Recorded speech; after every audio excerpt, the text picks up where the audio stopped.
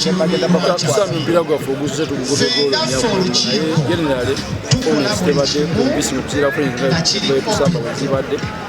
n'ekirungi ekisobodde okubaawo nti bujjo kibaye kibeewo ne mu match tusambye eno yebadde eyokusatu lwakuba ye match yaffe eggulawo tuteeba tukyebaliza Katonda amaanyi gaffe gakuuma mupiira nga filosofi yaffe eri position play encouraging abantu okuuma omupiira n'okuuma ebifo manyi nti filosofi enjogera naye ebintu tebibadde nti bituukirivu mu ntandikwa nga tuli mu kisaawe naye mmanyi nti tuyambiddwe okugoba omupiira olw'okuwuliriza kw'abasambi naye mmanyi tujja kipafekitinga kibeere nga kisingako ne wano ku geemu enaddako lwaki tusobodde okuteeba nti abasambi bakolera wamu ne twasobodde okufuna abasambi bifo ebyenjawulo basobodde okutuyamba ate nga bawuliriza endowooza n'enteekateeka gyetubadde nayo kuba luli twalina enteekateeka yali nzibuzibu nebaza ab'akakiiko nti basobodde okukubiriza abasambi bano okubeerawo mu mbeera yonna tusobodde okutuuka ku buwanguzi. Erinnya Nakasibet Speaker wa Mukono District okusooka byonna twebaza Ssaabasajja olw'okuddamu n'akkiriza era n'asiima empiira gy'amasaza n'ekikomawo ne gitandika nga bulijjo ekyamazima n'otwano okuwagira ttiimu yaffe ya Kyaggwe. Ebigendererwa byaffe byonna byakulaba nga Kyaggwe etwala engabo naffe twatuwaddeko Ssaabasajja mu ngalo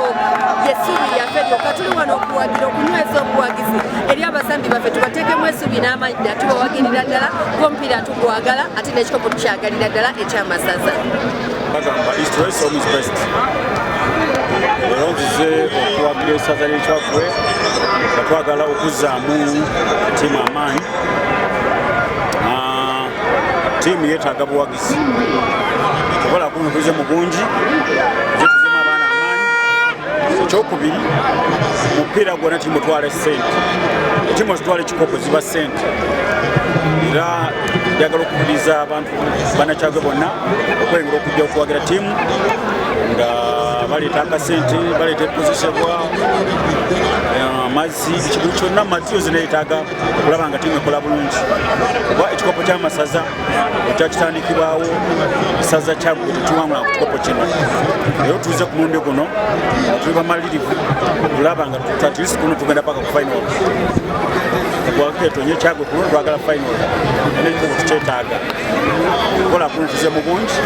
okuzaamu ttiimu amaanyi tukunja miti basawo banyabo tuli bakunja emiti tukunja abantu emoto mwakwata mbi kuva ku Paulo Kafero respect Paulo Kafero yamusaba Mukama amusonyiwe n'ekye basaba lwaleero nti emizimu emisamba byonna yajja okitiibwa Ssekiboobo Sikulumbye nevaayo essaza erisinga obugagga tulina mmetta tulina amakolero olwezifo mubaki tudukire essaza ekyamazima saza gagga likona ku Nairo nekona ku Namanve nekona ku Kayunga saza gagga kabaka omulabe yasiimye emikisa gino gyalese kabaka ffe yalese emikisa Ssaabasajja kabaka yalese emikisa ogirabye nti badde nyina bakwata ttaano mba kinamboza simulabyeko kubanga yewe mukono balina bakwata mukono nyemba kutemeganya lwaki nti vibe ebaddewo ebadde y'amaanyi abatusaze mbungi lwaki nti omupiira bakoze drive bakoze okukunga nkumatiza bakoze nga kimatiza kulanga kuno omupiira gubaawo nokulanga tukuwagira gubeewo era gugende mu maaso lwaki tulina kutekamu vibe n'amaanyi kulanga essaza lyaffe ligenda ku ntikko kuno ngende wankulu lwaki manyire wankulu nti amaanyi tugalina wano saza gagga lwaki ffe tuvira ku mubibya nsaba mwenna muveeyo mwenna mwagire essaza lyaffe ly'e Kyaggwe ly'amaanyi lya nkizo amaanyi mangi ne vibe mbasaba era mujje mwagisa era mwene Kyaggwe anti eno yiyo Kyaggwe yiye kuba anti ekuba nya muzirabye yiye kuba